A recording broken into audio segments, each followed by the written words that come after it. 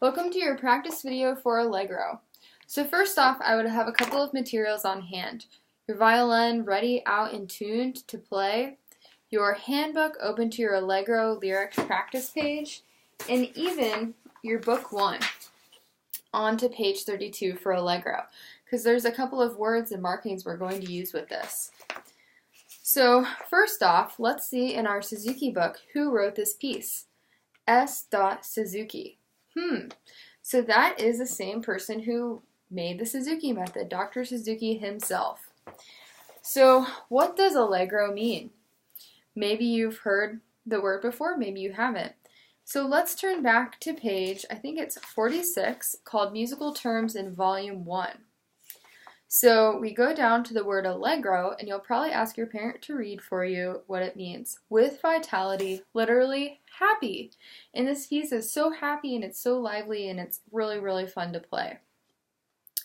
So now let's put this to the side. We'll come back to it. And let's sing from our handbook the words. Ready, sing. Head, head, ears, ears, shoulders, shoulders, clap, clap, hips, hips, knees, knees, ankles, ankles, tap. And feel free to touch your head, your shoulders, your hips, your knees, and your ankles. And then it's next. Ready, repeat. Head, head, ears, ears, shoulders, shoulders, clap, clap, hips, hips, knees, knees, ankles, ankles, tap. Gently swaying, smoothly playing, make a bow go soft and slow. Head, head, ears, ears, shoulders, shoulders, clap, clap, hips, hips, knees, knees, ankles, ankles, tap.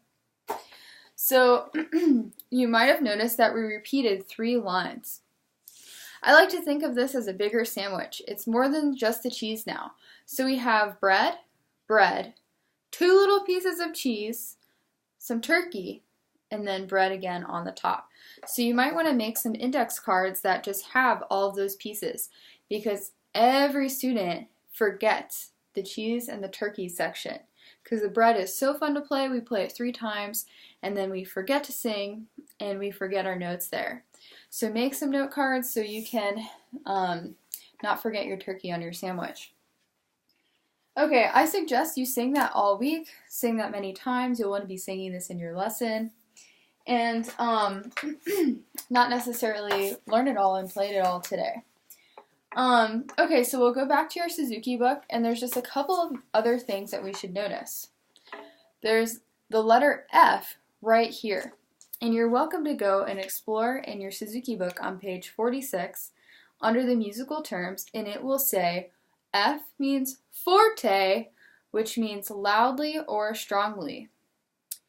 And so this is played really loud, forte, forte.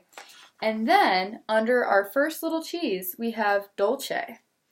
Maybe you've heard the word dolce, maybe you have been to Starbucks with your parents and there's like a dolce latte.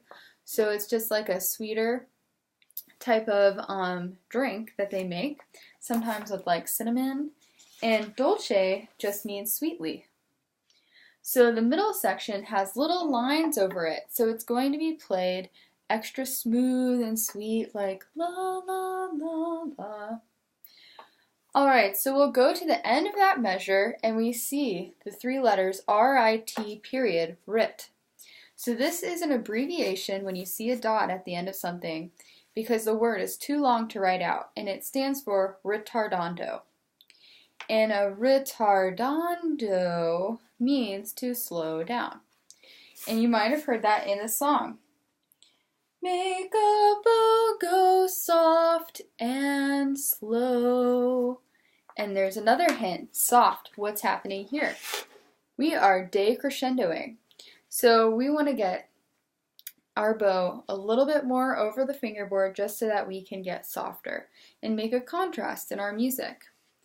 Then you'll see our great fermata. And we had that in the Bunny Ballads book on Twinkle Little Baby Brother. What else do we have it on? Twinkle Pop, probably, Hippity Hoppity. And so fermata just means to hold forever.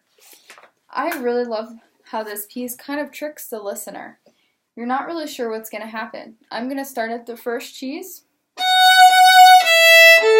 Second cheese, turkey,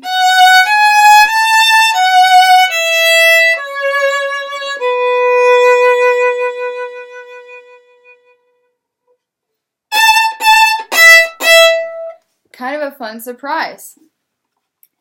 Okay, so let's go start in our bow exercise book. And really the bow stroke here, my interpretation of it is it's kind of building you up for the bow stroke called martelé, which means hammered. We're not quite there yet, but this is like a détaché and a staccato combined. So you have the fast, detached style for the détaché, and then you have that extra bite of the staccato in this bow stroke. So I would do both of the exercises starting on page 1 or page 3 for détaché. So we have our elevators, and I always encourage you to do more of these. Do these every time you play this piece, in between the piece. And then pinky taps, coin toss,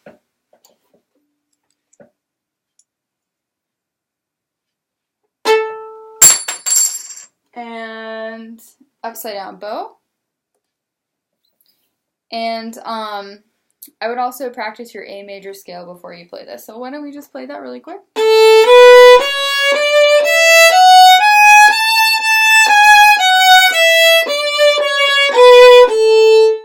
Alright, so your first note is actually third finger on the E.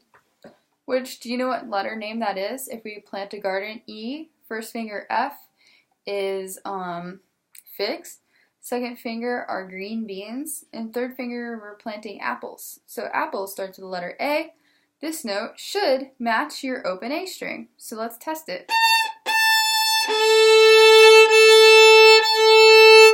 Good, that's how you should find that note every single time. Okay, ready, play. And now, smooth, circle bow.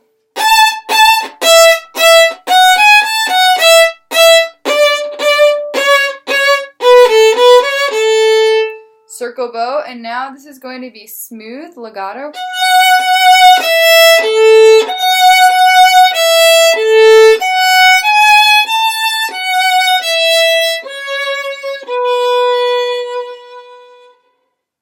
Surprise!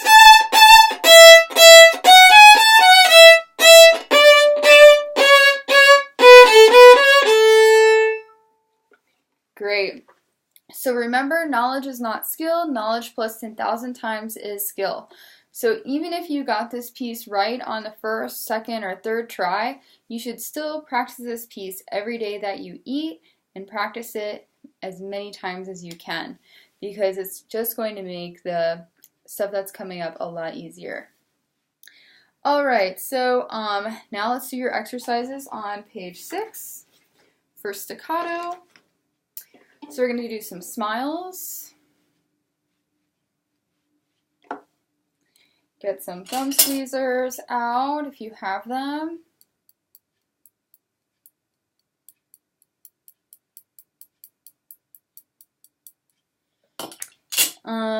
You can put your butterfly on for your tiny bow circles. Oof, this is hard to get on sometimes. There's like a tag. Okay, and now I would do the tiny inner circle of your bow circle. See the white circle that's not colored in? So that's what it's going to look like. Just a really tiny, tiny circle. The wings will just be like a little floppy. Alright, and then I will get my Kleenex that I haven't, it's clean, I haven't blown my nose. I'm going to find the balance point to my bow. Should be somewhere in here. Okay, yeah. And then I'm going to hold it by the horsehair right at the balance point. You can leave your butterfly on or take it off. And now I'm going to play the piece again. And remember, just copying my fingerings will not give you a good memory of this piece or knowledge of this piece, it's best to sing the piece. If you are reading the music, still try to learn the piece by ear and then read the music, and use my fingerings and my playing as kind of a last resort. Alright, check your A. Ready, set, play.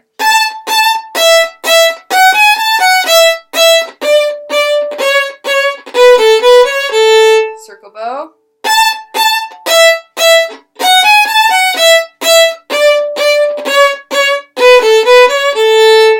This is smooth.